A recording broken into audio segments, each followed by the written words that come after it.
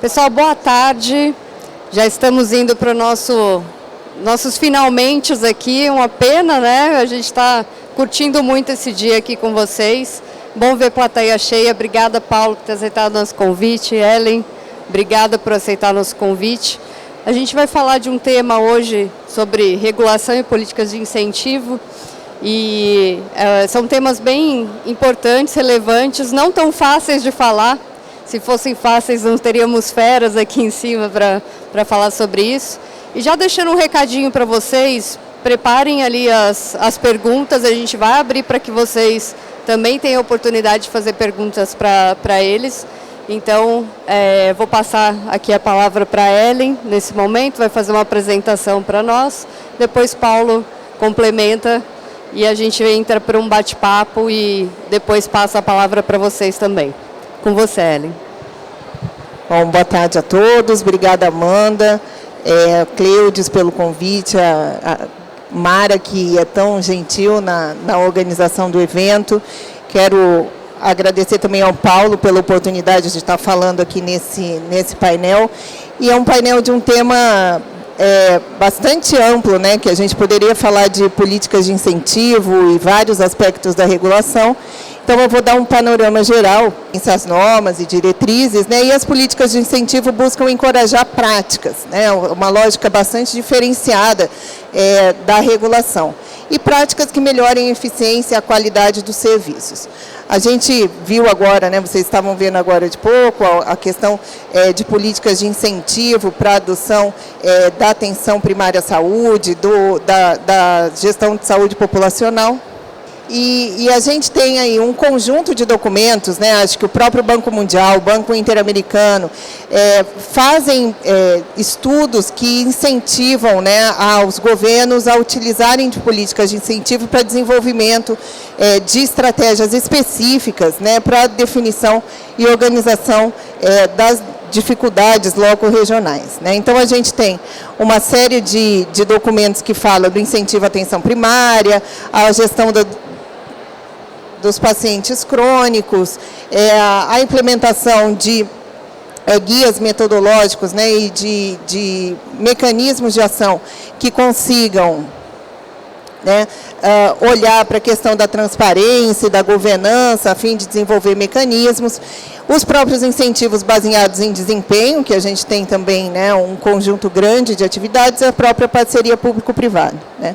Mas os incentivos nem sempre funcionam da forma adequada, né. Então, a gente tem vários e vários reportes que falam de como a gente pode minimizar, né, os problemas relacionados aos incentivos que são aplicados na prestação de serviços de saúde e na organização de saúde, né. A gente tem várias experiências internacionais, então aqui falar um pouco do sistema de pagamento por desempenho.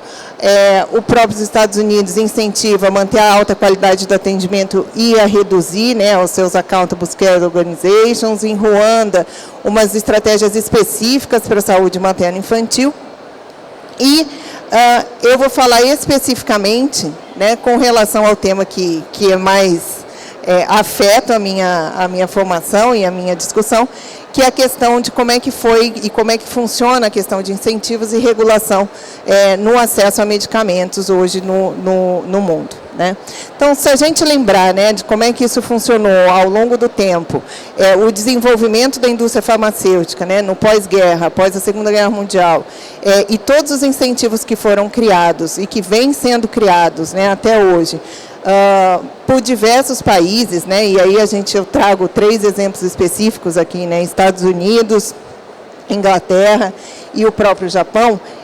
Todos eles criaram mecanismos para que a indústria farmacêutica se desenvolvesse a passos largos e a gente tivesse hoje um arsenal terapêutico muito maior do que o que a gente tinha lá atrás, né, e isso trouxe qualidade de vida, trouxe aumento na expectativa de vida, mas também trouxe um problema, né, e uma situação, né, que a gente tem que organizar hoje em dia, que é como é que a gente regula esse mercado para fazer com que a gente garanta o acesso e que esse acesso seja sustentável dentro do sistema, né. Então, aqui passar rapidamente, né, a gente tem o próprio incentivo do FDA, e aí, só para relembrar, né, que essas iniciativas, elas não afetam o seu país individualmente, né? Então, o lançamento de um medicamento em qualquer lugar do mundo, em pouco tempo ele está disponível em outras situações.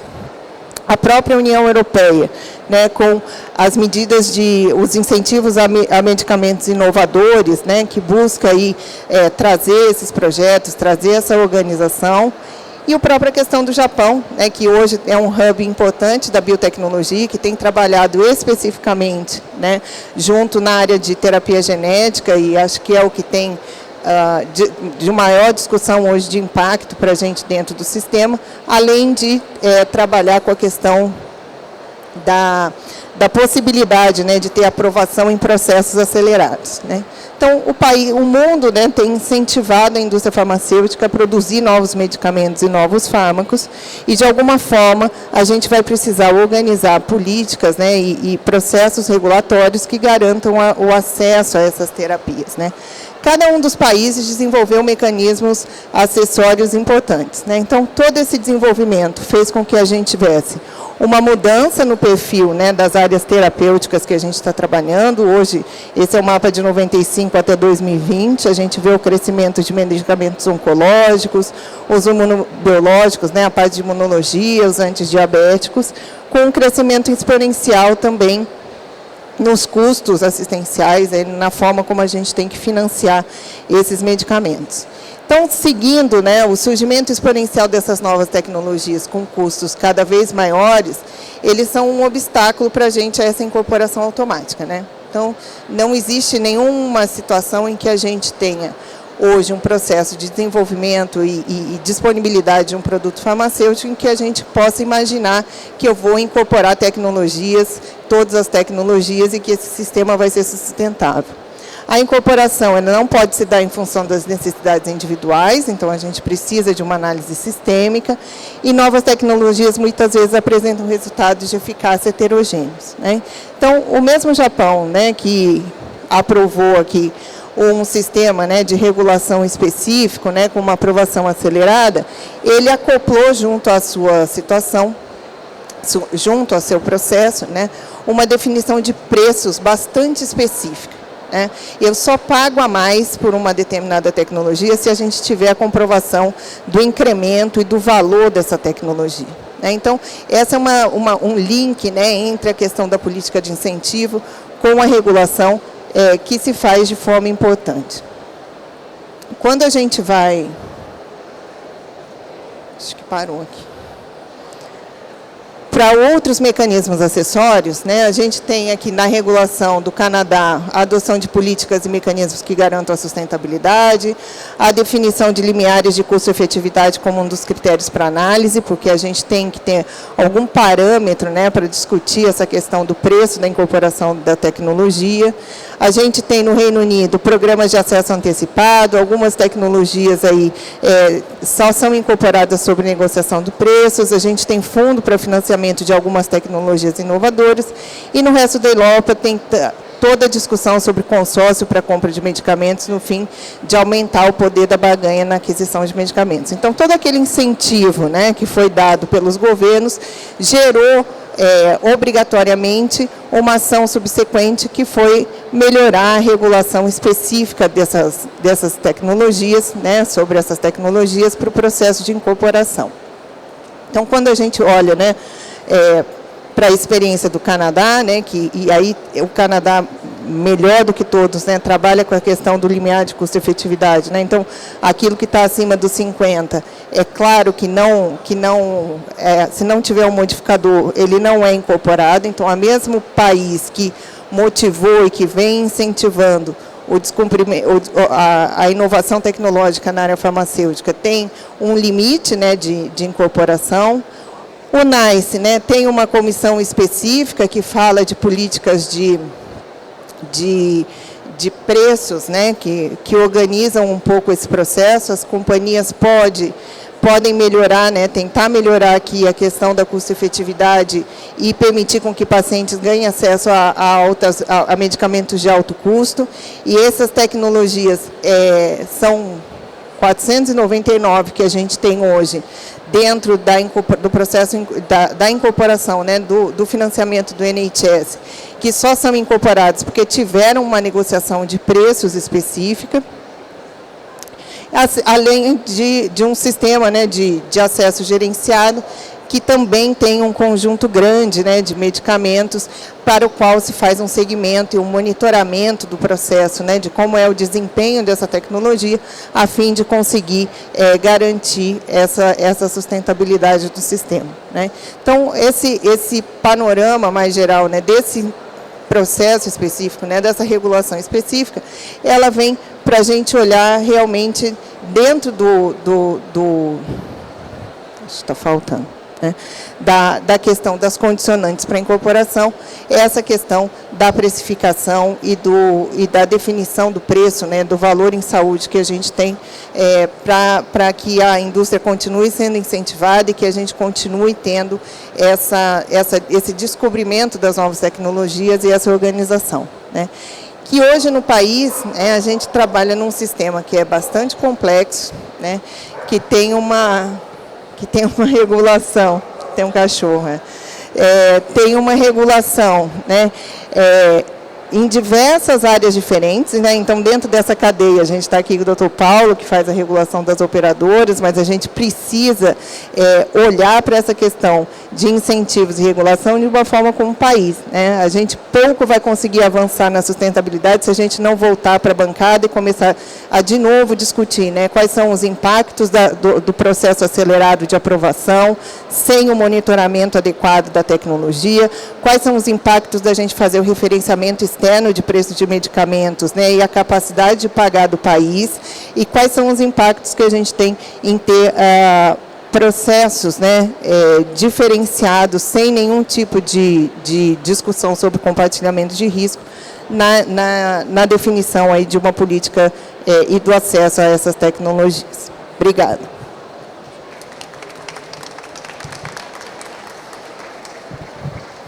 Ellen, obrigada. Acho que você trouxe um pano de fundo muito bom aqui para a gente discutir hoje, muitas informações importantíssimas e muitos desafios, né? A gente tem um desafio enorme e aí, por conta desse desafio, eu vou passar para quem talvez possa enxergar o caminho de resolução. É contigo, Paulo. Obrigado, Amanda. Boa tarde a todos. Ellen, parabéns pela apresentação. Eu queria primeiro agradecer o convite do Cleudes para estar aqui participando desse evento. Cumprimentar a minha amiga Cacá Rodrigues, disse que iria fazer, tá vendo? Fiz. Está aqui e ao cumprimentar todos que aqui estão. Bom, vou falar um pouco sobre a questão da regulação em si. Eu acho que não é muito diferente do que vocês já sabem. E depois entro na política de incentivo, que é o painel e o tema que foi colocado para a gente conversar. Na verdade, a regulação já tem mais de 50 anos, ou seja, já funcionava esse mercado antes da criação da Agência Nacional de Saúde Suplementar. Você tinha um mercado que funcionava através da autorregulação e das decisões judiciais, que eram quem norteavam esse nosso setor.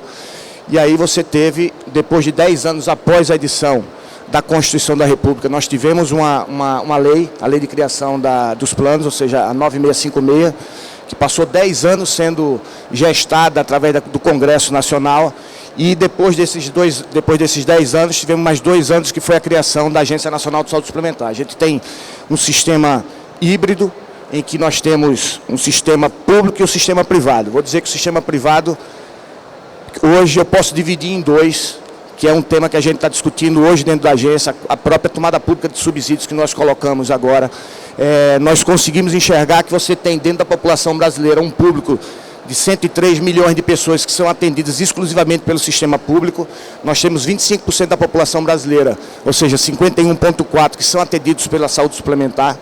E nesse meio aí nós temos de 40 a 60 milhões de pessoas que não são atendidas nem pelo sistema público, nem pelo sistema, na verdade, privado regulado, que é um debate e um tema que a gente está fazendo agora nessa discussão sobre a questão do cartão de desconto. Nós temos hoje uma decisão do STJ que nos obriga a olhar e enxergar essa prestação desse serviço, e a agência, obviamente, dentro de uma lógica de querer enxergar, colher esses dados, colher essas informações para estar dentro do nosso sistema, e aí sim depois a gente fazer parte desse Registro Nacional de Dados do Prontuário Eletrônico, que é o que está sendo feito pelo Ministério, a gente conseguir compartilhar todas essas informações. Então, esse é um processo que já foi startado pela agência. Acredito que, na verdade, no último dia 4, concluiu esse processo de tomada pública de subsídios, e aí agora a gente vai voltar para dentro de casa para entender quais foram as sugestões que foram apresentadas para a gente dar o próximo passo. Então, nós temos esses 3 universos, esses 3 mundos dentro do sistema brasileiro de saúde, e, obviamente, a agência ficou com a responsabilidade após a criação da Agência Nacional de Saúde Suplementar. É um setor, como bem colocou Ellen, é um setor complexo, um setor que envolve vários atores. A agência tem uma atuação e competência para regular tão somente as operadoras de plano de saúde. Não regulamos o setor como um todo. Eu acho que até para título de incentivo poderia até ser interessante a agência via regular os prestadores, mas obviamente dentro da estrutura que nós temos hoje é impossível a gente ter esse braço para estar regulando os prestadores de serviço. Então a agência tem esse papel de regular apenas os operadores de plano de saúde. E a agência, em razão de uma decisão política da desestatização do governo, ou seja, deixar de ser um Estado interventor para ser um Estado regulador, nós, obviamente, foi criado ainda no governo 94, foi criado as agências reguladoras federais, são 11 ao todo, e a Agência Nacional de Saúde Suplementar é uma delas que, obviamente, estimula o desenvolvimento econômico dos setores regulados. Nós temos hoje 51,4 milhões de beneficiários dentro do plano de assistência médica, 33,7 milhões de planos exclusivamente odontológicos, são 666 operadoras de plano de saúde, ou seja, é um setor robusto, um setor complexo que corresponde a 5,7% do PIB brasileiro, de um total de 10% quando inclui o público e o privado. E aí essa regulação que a gente faz com essa competência de fiscalizar, monitorar e, obviamente, acompanhar todo o setor da saúde suplementar, que é o que nós fizemos e estamos fazendo ao longo do ano. Quando da criação da agência, nós tínhamos um foco específico, na verdade, da parte econômica financeira, porque, de fato, tínhamos no mercado operadoras que não tinham capacidade alguma de estar nesse mercado.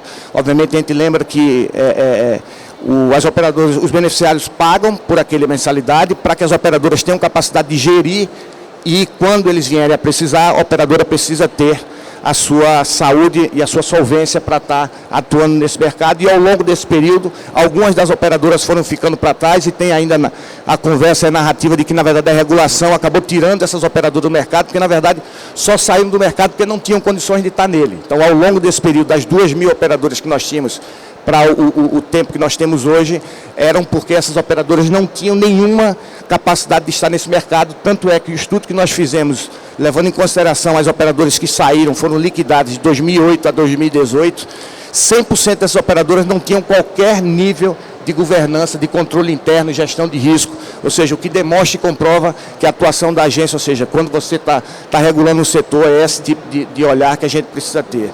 Então, a agência tem incentivado e estimulado, já vindo dentro da lógica das políticas de incentivo, com relação a aprimoramento e melhoria da qualidade da assistência que é prestada. Tem o aspecto econômico financeiro, que tem esses incentivos, e tem o lado assistencial, que a gente trabalha de forma muito firme, muito dura, exigindo, obviamente, dessa qualificação dentro da lógica dos 3 pilares de acesso oportuno, da qualidade assistencial e da sustentabilidade do setor. A agência tem, dentro dos seus programas de incentivo, nós temos o Promoprev, que tinha um incentivo financeiro para que as operadoras aderissem programas de prevenção e promoção de saúde. Infelizmente, não é o resultado que a gente esperava. Dos 51 milhões de beneficiários que nós temos, apenas 1.600.000 que faziam parte desse programa, o que é uma pena, porque nesse caso específico existia um incentivo financeiro para as operadoras que aportassem recursos nesse tipo de programa. Nós temos programas também relacionados à qualidade dos prestadores, à qualidade das operadoras em si, tem programas de atenção primária em saúde. Então, são esses tipos de programa que nós incentivamos durante da regulação para, obviamente, melhorar cada vez mais a assistência que é prestada na ponta. Infelizmente, Ellen, a gente não tem a competência de fazer essa regulação dos medicamentos. Nós já tivemos conversando com o Ministério da Saúde, obviamente não dá para, num país como o nosso, em que tem um país de pobre, de dimensões continentais, você ter ainda 2 universos com relação aos medicamentos e, sobretudo, esses medicamentos de alto custo, como você bem colocou. Hoje, o custo de um medicamento para a saúde pública é um preço, e na saúde suplementar é outro completamente diferente, ou seja, quase 100%, chegando a 100% desse preço. E quando a agência tenta criar mecanismos para que a gente possa, de fato, analisar esses medicamentos como as terapias avançadas, a gente teve, obviamente, uma decisão da Justiça que acabou concedendo a liminar e a agência não tem mais essa competência, vamos dizer assim, por enquanto que essa liminar ainda continua vigente, de fazer essa análise com relação a esse tipo de medicamento. E aí o que a agência tem feito? A gente tem procurado o Ministério da Saúde, estivemos conversando com o Ministério da Fazenda para a gente tentar encontrar um incentivo para que, obviamente, esses medicamentos que sejam ofertados na saúde pública também sejam ofertados pelo mesmo preço na saúde suplementar.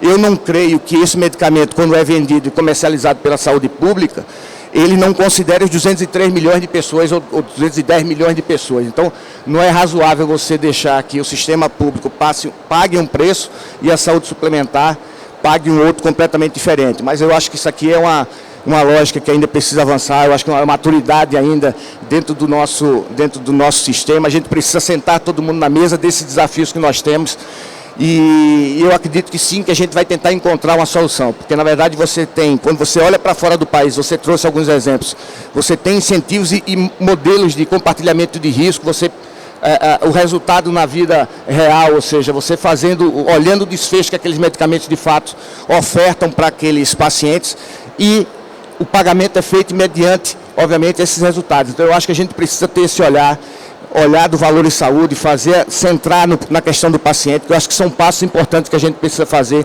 diante dos tantos desafios que nós temos. Então, Amanda, eu falei rápido, eu acho que vai dar um prazo para a gente falar, para conversar, para dialogar aqui, que eu acho que é importante, e agradecer mais uma vez o convite e a oportunidade de estar aqui, enquanto órgão responsável pelas operadoras de plano de saúde, regular esse mercado tão importante, estar aqui em nome da Agência Nacional de Saúde Suplementar. Muito obrigado.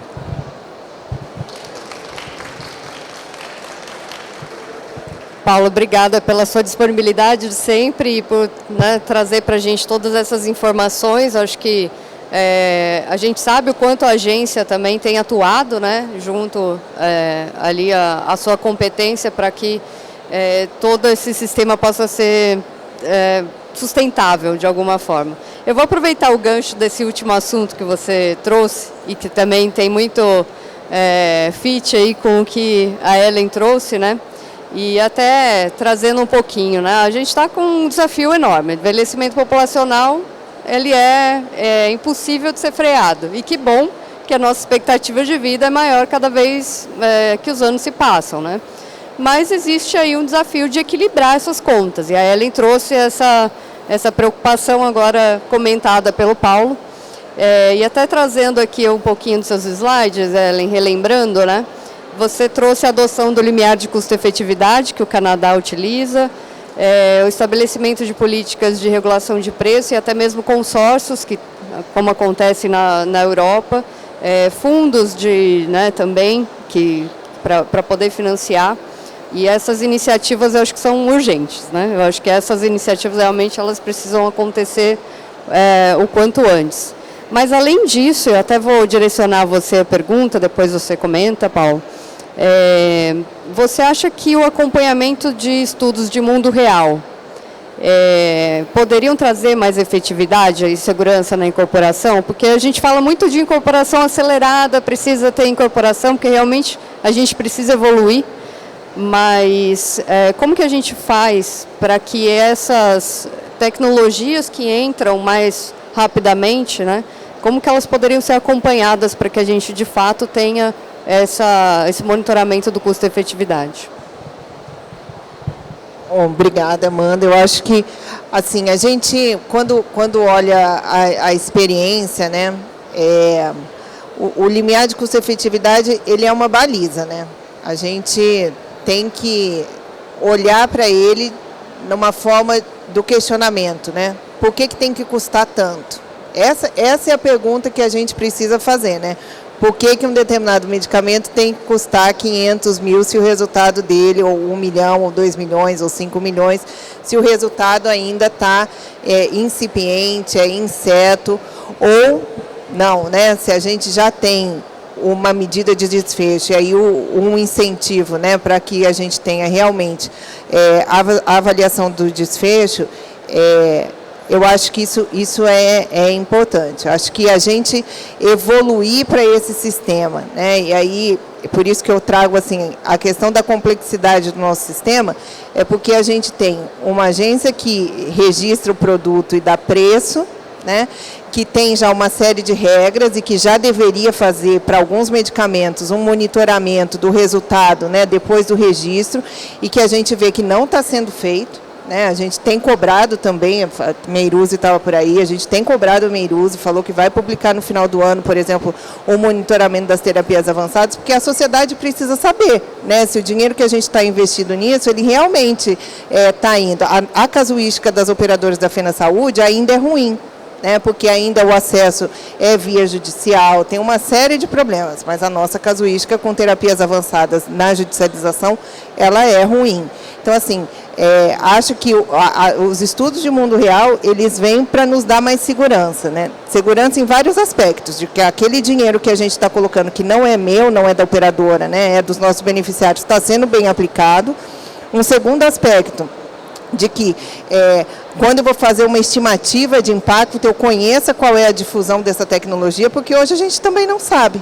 Né? O sistema é imenso, a gente não consegue reconhecer de pronto, né? Isso demora um tempo para a gente reconhecer o processo de difusão e a gente às vezes pode tomar decisões equivocadas, né? Ou baseadas em informações que não são as mais atuais. Então acho que assim, a questão dos estudos de mundo real, ela é essencial para a gente evoluir, mas tem que vir acoplada com o processo regulatório de medicamento, porque também não adianta eu reconhecer que o produto não está funcionando na minha prática e o produto continuar com o registro, porque a gente sabe como é que funciona a judicialização no país, né? Então, eu acho que assim, o slide final é como é que a gente organiza o processo como um todo, né? Que não é uma atividade própria da ANS, que é uma atividade que envolve a Anvisa, que envolve o Ministério da Fazenda, que envolve o CAD, né? A gente tem tentado fazer, inclusive, né, alguns consórcios para compra de medicamentos e toda hora tem, olha, isso é uma política antitrust, vocês não podem ir por esse caminho. Então, assim, como é que a gente sai, né? Olhando para fora, vários países fizeram iniciativas em separado, né? E a gente fica a cada hora com um agente regulador diferente, esbarrando no processo e parece que não consegue, acho que é isso, né? Se todo mundo não sentar na mesa e a gente tiver uma coisa mais uníssona, acho que a gente fica patinando. Tem um programa, Ellen, na verdade a Meiruzzi, nós tivemos reuniões com ela e ela já tem um sistema que ela está desenvolvendo junto com a Fiocruz, que é exatamente isso. Ou seja, a gente está acompanhando o desfecho desses medicamentos, ou seja, na vida real, que eu acho que vai trazer um ganho tremendo. Agora sim, eu concordo com você que a gente precisa sentar na mesa e dar uma mudança. Primeiro a gente precisa, enquanto sociedade, entender a capacidade, primeiro, de pagamento que, primeiro, a sociedade brasileira, as famílias brasileiras têm. A gente precisa ter um estudo relacionado... Tem um caso que o Denizar me contou, teve um evento que a gente teve aqui com relação a quase um mês atrás. Se você perguntar, eu passei pelo Ministério da Saúde, se você perguntar qual o orçamento do Ministério para a incorporação de tecnologia, não se tem. Ou seja, veja você, e olha que você é a única fonte pagadora, é o Ministério, e não se tem esse tipo de informação de qual é o orçamento disponível naquele ano para a incorporação de tecnologia. Então eu acho que a gente precisa primeiro dar passos importantes nesse sentido. Hoje pela manhã nós tivemos um painel, agora à tarde, acho 2h30 da tarde, que é com o Alexandre Fioranelli, que é o nosso diretor lá da agência, em que ele tem levantado a bandeira que o Denizar já levantou lá atrás, que é a questão relacionada a uma agência única. Eu acho que a partir do momento que a gente tem uma agência única de incorporação de tecnologia, aí eu acho que a gente consegue talvez incentivar ou estimular e dar esses incentivos ficarem melhores apresentados para que a gente possa avançar. Eu acho que obviamente não depende só da agência, não depende só da Anvisa, não depende só... Eu acho que tem que ser uma junção de forças para que a gente de fato consiga evoluindo nesse sentido. Uma agência única, com questão de preço de medicamento, estudo na vida real, sabe assim, eu acho que são essas coisas que a gente tem evoluído para isso, a necessidade já está batendo na porta, porque obviamente o limite orçamentário do governo está chegando, já chegou, na verdade, já é subfinanciado, e a capacidade das famílias brasileiras também de arcarem o seu plano de saúde, de estar nesse nosso setor, está chegando no nosso limite. Então, eu acho que esse é um caminho, essa é uma saída, uma agência única de incorporação. E acho que ter uma agência única também diminui esse espaço de tempo que tem entre o registro e a incorporação. Isso causa uma judicialização assim tremenda, né, Paulo? Isso tem aumentado, a gente tem percebido e visto, né, as informações aí a todo momento na mídia do quanto tem aumentado a judicialização. E o custo é absurdo, é de 1 a 1,5 bilhões por ano de judicialização. Então, realmente é algo que 1 a 1,5 bilhões de judicialização no ano da saúde. Então é um valor assim. 2016 foi só na saúde pública, foram 7 bi, aí nas 3 esferas de governo. Esse é o valor da judicialização só na saúde pública. Na saúde privada é outro que a gente precisa levantar, que ninguém sabe também, né? Exatamente. Pessoal, alguém quer fazer alguma pergunta? Fiquem à vontade, é só levantar a mão que a gente leva o microfone até vocês. Bom, enquanto vocês vão pensando aí em alguma pergunta, eu tenho algumas aqui para aproveitar esses 2 grandes profissionais aqui. Eu vou usar até um pouquinho das informações que tem nos painéis, Paula, da ANS, e até estudos que tem, né, que a gente acompanha aí no mercado. Tem estudos que indicam uma ineficiência, um índice, né, de desperdício de 50% na saúde suplementar. Então, tudo aquilo que a gente paga, 50% não deveríamos pagar. Então, isso já é um dado alarmante. Isso se dá com duplicidade de eventos, internações que não deveriam ser realizadas, entre outras condições adquiridas graves durante a internação. Tem muitas questões aí que envolvem esse percentual. E no painel econômico a gente vê que ainda 64% dos pagamentos ainda são por procedimento, ou seja, ainda é fee for service. Eu achei até essa informação muito relevante.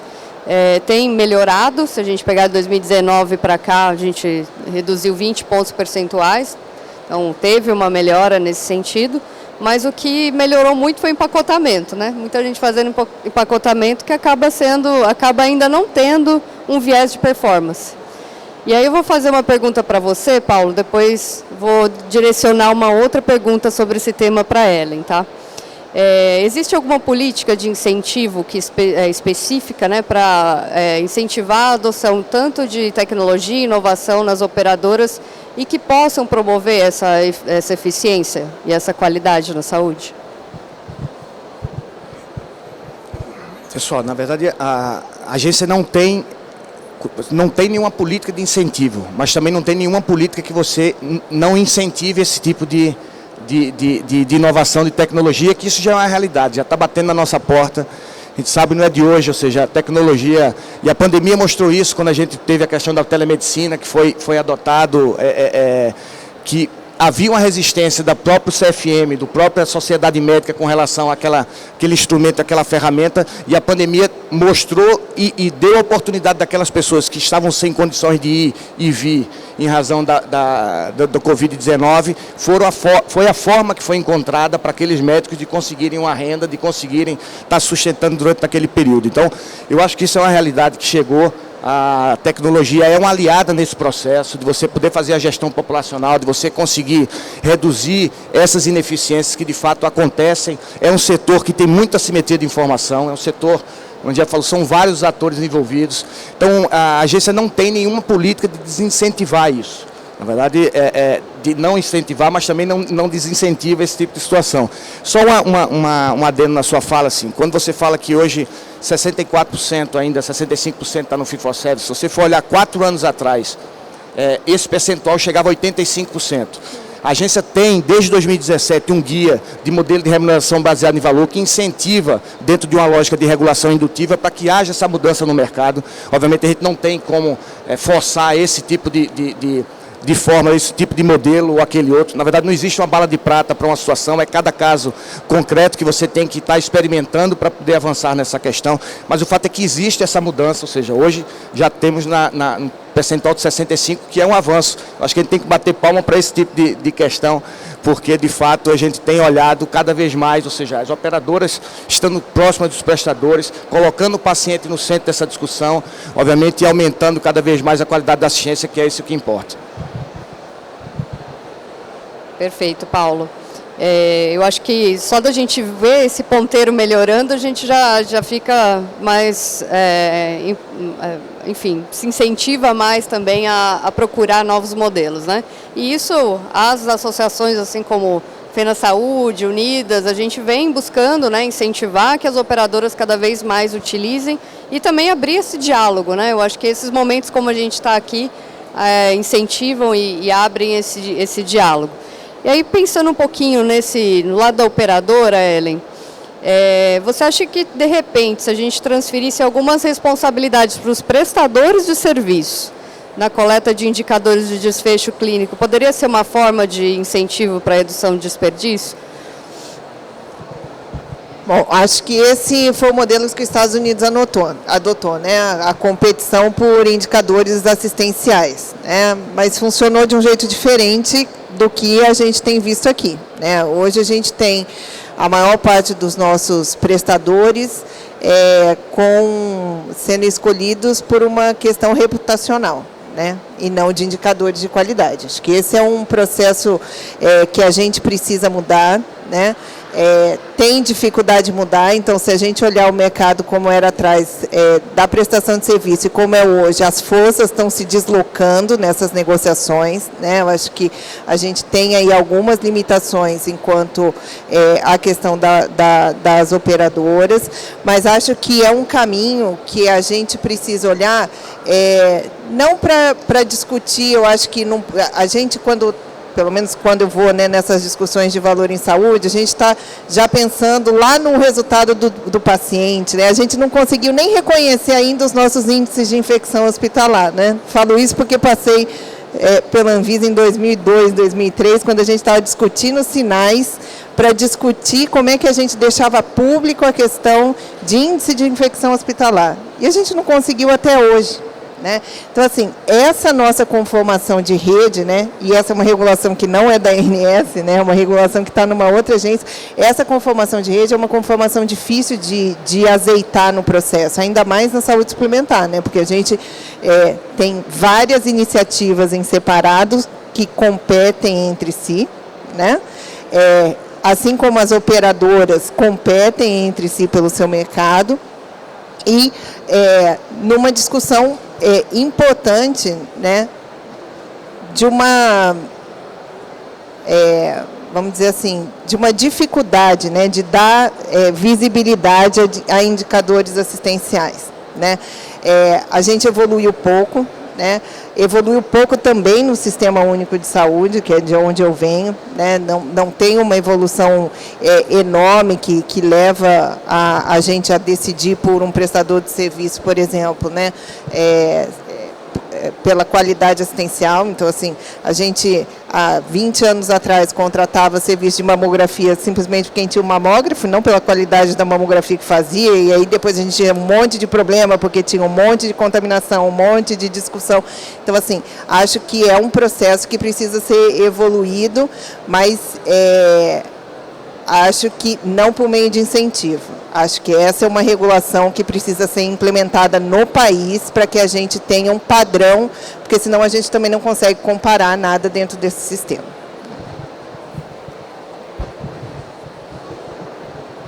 Então, foi bom você ter trazido esse ponto, que eu tenho algo sobre interoperabilidade aqui para a gente tratar.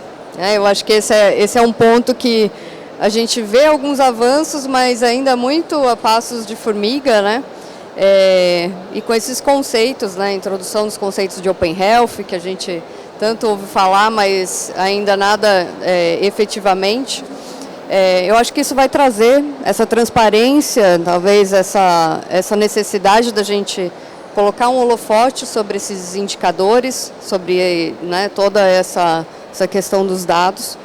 E aí eu queria trazer para discussão aqui como que políticas de incentivo da ANS pode fomentar a promoção e a prevenção. E aí eu vou trazer a interoperabilidade para o lado da promoção e prevenção, tá? Como que isso pode trazer essa política de incentivo de interoperabilidade, como que ela pode trazer fomentar, né, a promoção e a promoção de saúde? E aí eu dou um exemplo olhando para o universo das autogestões, né? Quando a gente olha para as autogestões, a gente tem uma taxa de rotatividade de 6,8%, mas quando a gente olha para o mercado, essa taxa chega a ser 40%. Então o beneficiário está num plano de saúde hoje, daqui 2 anos ele já está em outro. E ele não carrega os dados com ele, né? Ele não carrega as informações com ele nem interoperadoras e nem em interprestadores, né? Então esse acaba trazendo essa fragmentação. Então, de que maneira que a ANS e as operadoras poderiam aproveitar esse ecossistema aberto para promover o acompanhamento contínuo e colaborativo dos beneficiários, colocando eles sempre no centro do cuidado? Primeiro que não é uma equação simples. Primeiro, da questão tem a Lei Geral de Proteção de Dados, que acaba tendo uma certa sutileza. A questão do Open Health teve esse pleito, na verdade, de um ministro passado, no sentido de que houvesse esse tipo a exemplo do que aconteceu no Open Bank. Só que o conceito na cabeça dele era que na prática é completamente distinto do que deve ser feito e até o que a regulação permite. Então, assim, foi uma tentativa, no caso, que foi feito, porque na verdade a agência já tem iniciativa nesse sentido. A gente tem o Guia ANS de Planos, que serve exatamente para que você possa fazer a portabilidade através do sistema. Se você entra, coloca seus dados cadastrais, você consegue fazer a portabilidade num prazo de 10 dias, que é o que estabelece, é o que está hoje implantado. Da conversa que nós tivemos à época, nós dividimos esse produto que ele queria colocar, essa Open Health dele, em dois movimentos. Um, que seria exatamente a gente conseguir fazer essa portabilidade de forma mais fluida, sem que houvesse a necessidade, no caso do beneficiário, pegar aquele documento e procurar uma operadora para fazer essa mudança. E a ideia era que no próprio sistema a gente conseguisse fazer essa troca de migração de uma operadora A para a operadora B. Acabou não avançando em razão das dificuldades orçamentárias que a gente tem enfrentado. Obviamente existia uma sinalização de que o próprio Ministério iria disponibilizar esse recurso, acabou não acontecendo. E um outro lado desse Open Health é exatamente o Registro Nacional de Dados em Saúde. Hoje a agência já faz essa migração dessas informações quando solicitado, já tem um decreto que autoriza a agência a fazer essa migração. E eu concordo com você, Amanda, que isso aqui vem desde o governo Serra ainda, quando era ministro, que fala sobre a questão do prontuário eletrônico. Passei pelo Ministério, tinha uma iniciativa lá do próprio ministro Ricardo Barros de também avançar num prontuário eletrônico, que acabou não evoluindo, mas eu acredito dentro dessa política hoje, tem uma Secretaria Digital dentro do Ministério da Saúde, que tem um prazo, eu acho que é até 2028, se não me falha a memória, que é exatamente para que isso seja implantado, para que, obviamente, aí vai na linha de que o paciente e o beneficiário, quando ele tiver de posse desses dados, ele, obviamente, pode utilizar para todos os prestadores, e aí sim essa lógica da ineficiência acaba reduzindo, que eu acho que é um caminho sem volta. Agora, é um trabalho que a gente precisa evoluir também da celeridade nesse processo, porque assim é muita conversa e efetivamente a entrega desse produto está cada vez mais demorada. A gente teve recentemente com a Anistela, né, e acho que o processo todo é um processo ainda que eu acho que a dificuldade que a gente tem, né, quando a gente olha para o Brasil, né, tem vários países dentro dessa situação, né? Então, toda vez que acho que a gente faz uma política, de quem já passou para o Ministério, né, olhando para o conjunto geral, é isso, né? A gente está desde o Serra tentando fazer um prontuário eletrônico e provavelmente não vai conseguir sair do lugar, né? Porque São Paulo já tem uma rede, a Ana estava fazendo incentivo para puxar cabeamento no interior do Pará. Então, assim, esperar todo mundo tá pronto, né, para começar a fazer, não vai funcionar. Acho que esse é um incentivo que deveria existir. E aí acho que a lógica é muito mais assim, vamos deixar o paciente com todos os dados de forma digital. Esse acho que é o primeiro passo que a gente tem que ter, né? Ele ter o resultado do exame dele, ter um aplicativo, ou ter alguma coisa para ele ter o resultado do exame, para depois a gente pensar em interoperar, para depois a gente pensar em ter uma coisa mais padronizada, porque acho que ficar esperando o conjunto todo, né, para poder evoluir nisso, a gente vai passar mais 30 anos, né, de Serra para cá, daqui mais 30, sem conseguir criar um padrão que atenda o Brasil inteiro. Acho que essa é a dificuldade que a gente tem nesse processo. Agora, a criação da secretaria é realmente um avanço, né? Porque isso ficava a cargo de um grupo lá que de vez em quando saía, tinha o dinheiro do Banco Mundial, às vezes vinha o dinheiro do BID, às vezes vinha do Banco Interamericano, e aí a gente conseguia dar um passo nisso, né? Pessoal, o bate-papo está muito bom, foi muito interessante. Eu já começo aqui agradecendo a Ellen pela sua apresentação, disponibilidade, por estar aqui conosco hoje. Paulo, mais uma vez, obrigada por ter aceitado o nosso convite e ter participado desse nosso debate de hoje, ter engrandecido o nosso dia. Obrigada, pessoal.